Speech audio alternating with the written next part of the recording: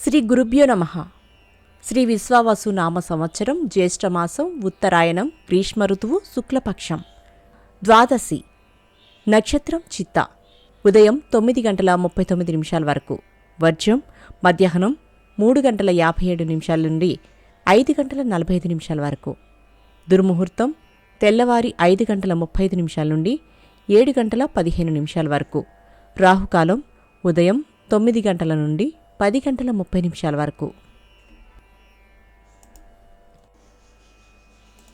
ద్వాదశ రాశులవారు ఈరోజు చేసుకోవాల్సిన పూజలు.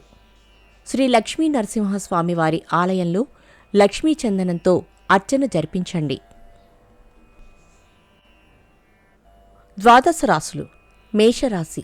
పనులు నత్తనడకన సాగుతాయి. మిత్రుల నుండి విమర్శలు ఎదుర్కొంటారు.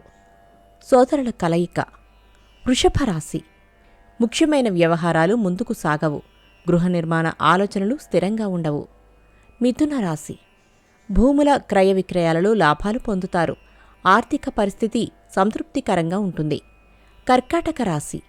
దూర ప్రాంతాల నుండి అరుదైన ఆహ్వానాలు ఆశ్చర్యపరుస్తాయి. కాంట్రాక్టులు దక్కుతాయి. సింహరాశి.